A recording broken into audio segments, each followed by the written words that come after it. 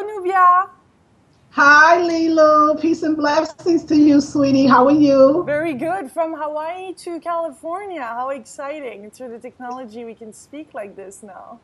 It is so absolutely wonderful. I feel so close to the Creator right now. So, yeah, this is great. Awesome, awesome. I was really excited when I received your message through YouTube after you watched my interview over in Miami with Robert Mack. And you said, well, he didn't quite answer one of the questions that you were asking, and I would like to talk about it with you. So I really appreciate you stepping up and having the courage to do this. And I know you do many YouTube videos and you're already out there, but to really talk about an important topic, the trauma and everything that is around the African American and what you are carrying and how you can free yourself up to fully be in the present moment and enjoy the juiciness of life. And that's what you're all about. And also raw food and many other things. But this, I guess it's part of it. It's a component. So what was your feeling when you saw that video, and what are some things that you want to express about this topic that is important to you as an African American? Great. Thank you, Lilou. First I want to say I thought the interview was wonderful with the individual that you interviewed. So no negative comments at all. I wanted to actually add to the conversation. Yeah. I felt like you asked a wonderful, perfect question. I remember reading the book by Mary Ann Williamson, and she dealt with this issue where she had people in the room, and she had white people and black people in the same room, and she asked everybody that was white to stand up in a sense and applaud the black people in a forgiving kind of way, and then the same, because what we need here is to be forgiven and to forgive. And for a lot of African Americans, we want to live the juiciest life. We want to be part of this. This whole metaphysical thing is not so foreign to African Americans. It's just that we have this legacy, if you will, this horrendous legacy that we inherited called slavery, which we now know there's names for this thing called intergenerational trauma, collective trauma. Yeah. It is the feeling that it's in our cells, it's in our tissues, that we still have this pain. I mean, think about going through something like that and never really getting the therapy, if you will, that other maybe groups of people have. So we continue to put on our makeup and our clothes, and we just keep going, but those wounds keep showing up. And so somebody like me, when I say to my, let's say, a Christian friend or other friends, but, you are God, you are goddess, that you make your life the way it is. That concept for many African Americans is so foreign because, and I believe, and this is what conversations I have with my client is, but we believe we never had that autonomy over ourselves. We've never had, so we're still, even though we're free, right? Civil rights movement came and we're free, seemingly that feeling, that trauma that we carry, we're still carrying with us, and it shows up in many ways. Mm-hmm. And so my thing is, how do we go back and fetch it? There's a term, a Ghanaian term from Ghana, and it's called Sankofa. And the word Sankofa is to go back and fetch it, go back and get what was lost and bring it back into the present. And the symbol of Sankofa, you'll love this, open-hearted sister Lilou, is a bird with its head faced backwards and an egg in its mouth, to say, I'm not only going to go back and fetch it, but I'm going to bring it back and birth anew. Is the idea for me is to, how do we as African Americans first practically acknowledge that there was trauma, there is trauma, and then on a spiritual level, acknowledge that for women particularly, that my womb is connected to my mother's womb, connected to my grandmother's womb, connected to all these hurt wounds, all these hurt traumas that nobody talks about. It's almost like we don't air our dirty laundry, but I say at least among ourselves we have to air it. And if we don't do that, then it keeps coming up in our relationships, in our health, in our diet, in the foods that we choose, the people that we choose to be around. And I know that there's a way. I'm living that juicy life. Yeah. I'm living that life where the ocean is my goddess, is my mother. And I'm definitely going to bring it back to you, but I definitely want to talk about the ocean and some practical things we can do to heal. Yeah. But we'll get to that. You're passionate. I love it. This is very important, and we're all dealing with those past events and things that we inherit from other generation. And you're saying there is a way to heal it, and to how can we liberate ourselves from that? Doesn't it start from saying, I'm responsible right now for my life, and let me do what it takes. And at the same time, I feel like there's never been such a great time to let go of all those karmic and all those things that were heavy on us. So what is your recommendation? What is this stepping point? Is there something to see first and be conscious of in the present moment to start this whole dialogue or conversation in our own life daily, whether we're African American or not? But particularly here, the topic is that. But let us know. Definitely. Every single thing you said. So first is the acknowledgement. Acknowledgement first of the individual, in this case would be African American, but let's just talk about, you're right, generally trauma, we all have this intergenerational trauma that we carry. But first, the acknowledgement of the African American that, oh my goodness, there was brutality, there was rape, there was incest, there were all these things that I did not yet deal with. So the idea first, the first thing I would say is, yes, let's acknowledge that we have a tendency, this is all people I've noticed, we have a tendency to, I think the taking responsibility part is so important, but we can't take responsibility if we don't know what we're taking responsibility for. So my first thing is acknowledging and going back to that thing and fetching that concept of what that is. Now, I think that these things happen to us for a reason, because this is how we get rid of the anger, the guilt, and from these kind of things. What was the purpose of my ancestors going through such a horrific time? What did they come to bring me? What does that say about what I can do, what I can endure, and more than that, what I can overcome? Yeah, what can I be grateful for in that? In that, because it's so much. First of all, endurance. The love that was in these. There's stories about the enslavement, Holocaust, or slavery. People were falling in love. People were having babies. People were taking care of each other. And that was black and white together at times. So those ideas of how do I then take that and look in the world that I'm living in now, where we have wars and overseas and all these other things, and say, wait a second.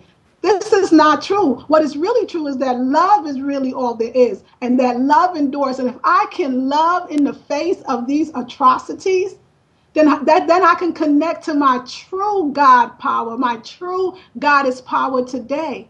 And then the other thing is, what an opportunity to forgive. We all know that, well, some of us know that forgiveness is a gateway to the Most High. Forgiveness is a gateway to enlightenment.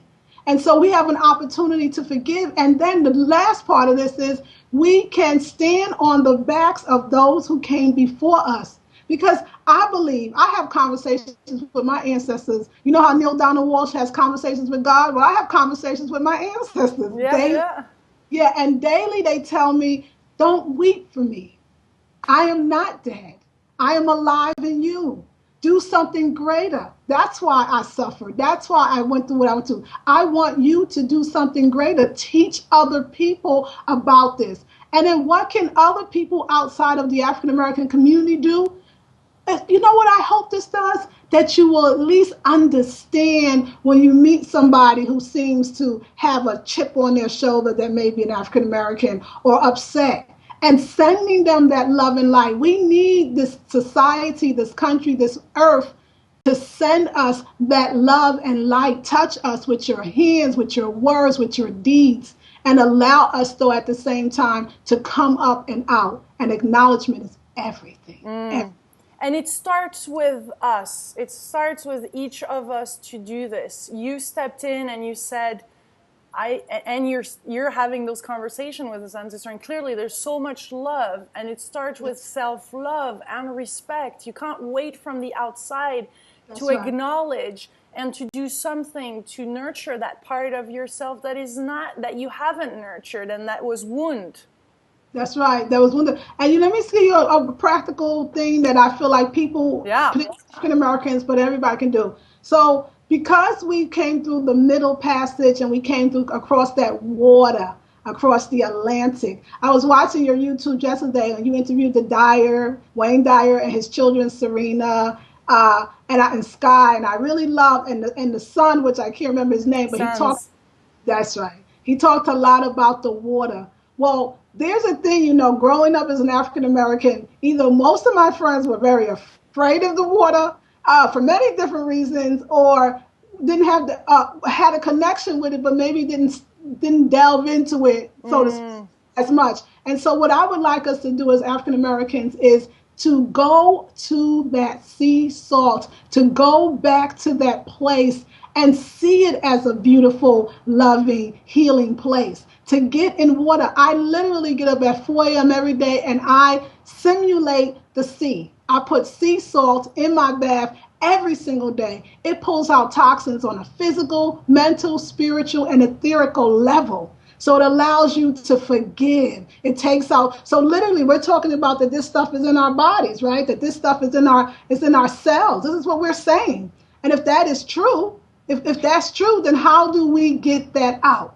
One way is to do salt baths, is to go to the sea, is to go with your family, is to pray, is to meditate at the sea, is to give thanks for the sea. And if you can't get there physically, go in your mind. Visualizations of forgiveness, visualizations of love, visualizations of being with your ancestors, releasing in the water, in the sea. I think that's one great one. That's beautiful, beautiful.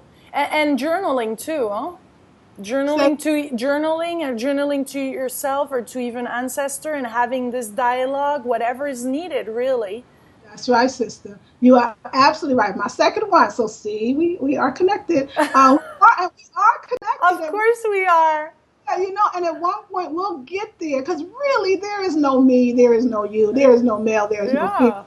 No black, there's no white. But because we're here in this body, yes, it is, right? And so, writing, journaling, that writing something down, it makes it real. It doesn't, now it's not out there somewhere and I can't reach it.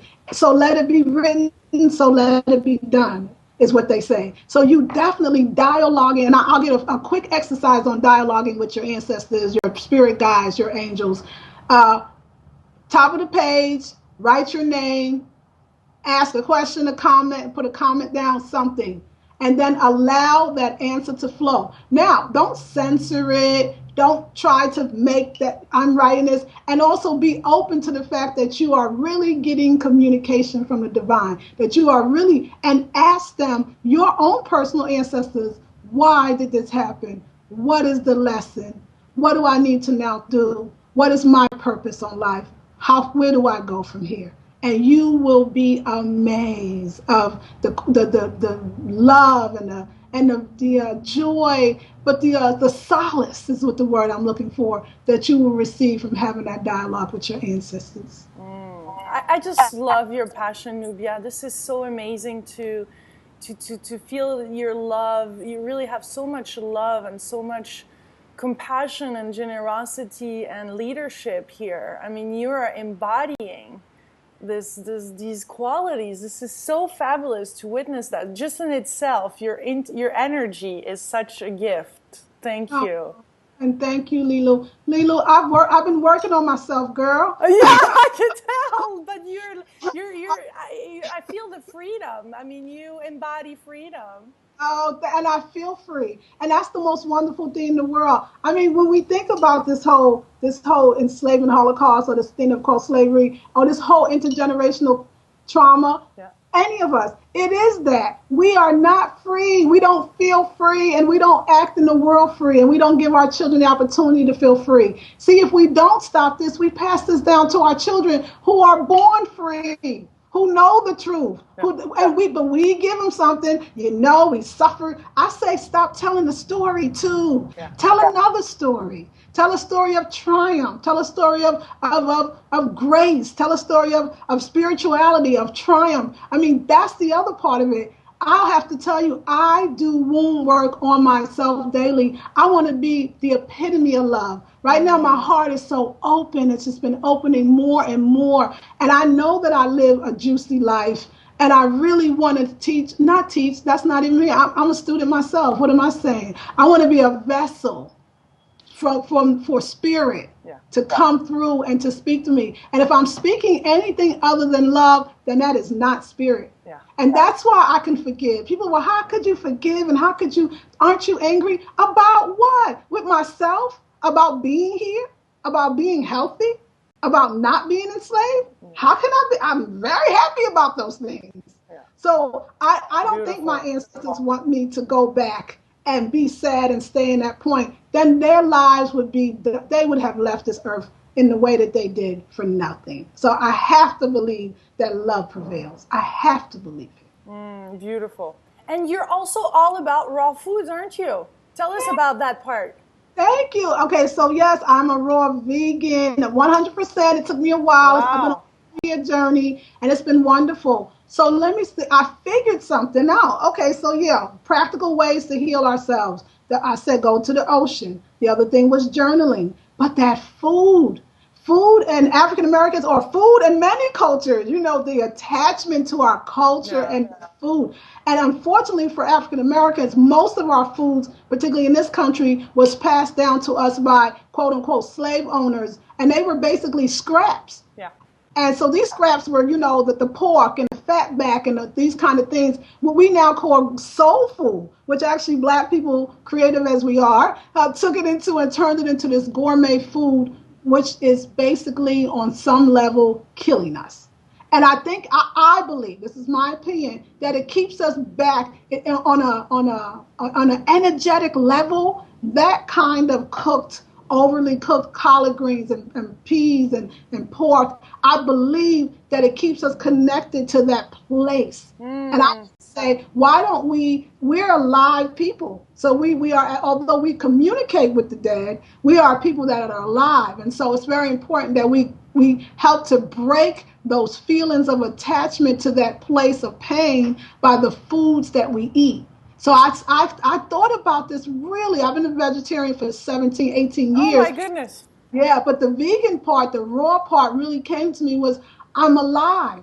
I need to eat fruits and vegetables. I need to eat let's go back to a place before this atrocity happened, a place where we were close to the ocean, a place where we were eating from the trees, a place where we were eating these natural foods. Nice. So in order to raise that energetic level, we want to talk about this divine love. I believe it's from the foods that I eat.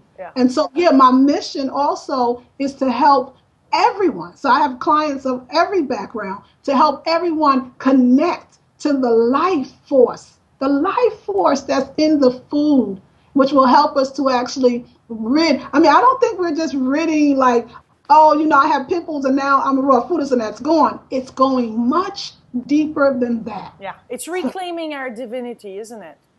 Yes, indeed, Lilou. It really is. And our potential and our freedom, because we're all in this together. It's not an African American conversation. This is a human being. We have all been slaves to a conditioning that we were born into, and eating raw food. I do agree with you, and eating the what's there in the land and the vibrant foods with all those enzymes just make us bubble inside. It's like it tinkles, doesn't it? And you just feel the cells, everything vibrates at another level and then creates amazing things in our life. We manifest more. The vibrancy goes higher. And yes. It's so true. And you said something. It really isn't. I mean, I want us all to get to the point of this raw food and this open heart and my love, I see you, Lilou, you are my sister. Of course, I'm your sister. I feel, I know that love. And so you're right. This is a conversation about human beings or spiritual beings having a human experience. How about that? Yeah. That's really what this conversation is about. And how do we join as one? How do we, because we're already one. Yeah. We're not body and that we're all matter. And if we took this away, we'd be all interconnected, because we really still are. We just appear to be separate. We get it. But the fact is, how do I connect with you?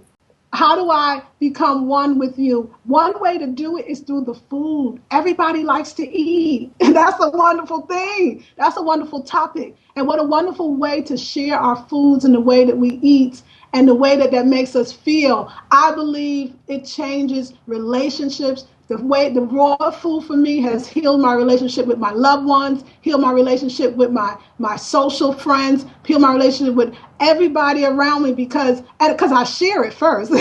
That's number one. And because I feel like we can hear more. Yeah. We're more apt to be open. Our hearts is more open. So we're not really coming from the mind, that intellectual level all the time. We're coming from the heart. And I feel like that's an international language. It's called the language of the heart. International. Yeah.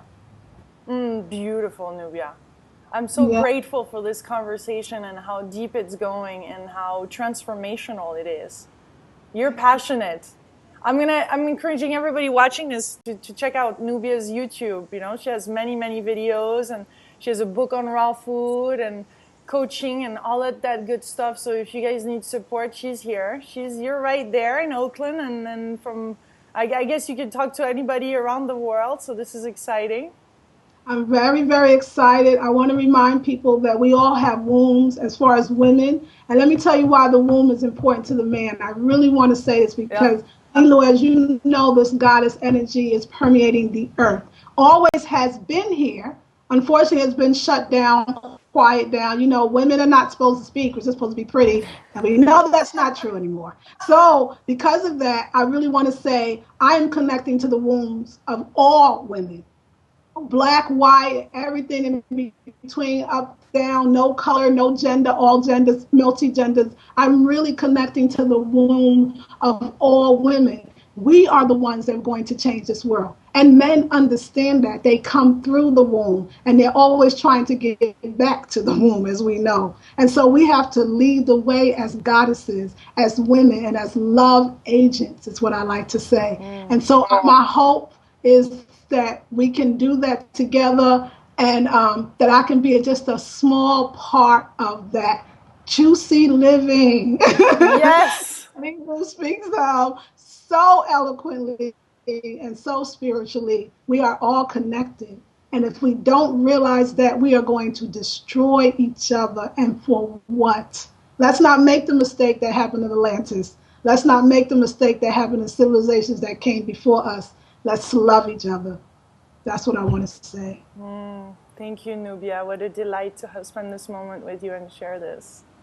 Thank you, Lilou. And peace and blessings to your wonderful, joyful spirit. Continue those synchronistic events and ideas and thoughts, and spread the love to the rest of us. Let's spread the love. Much aloha. Peace and blessings.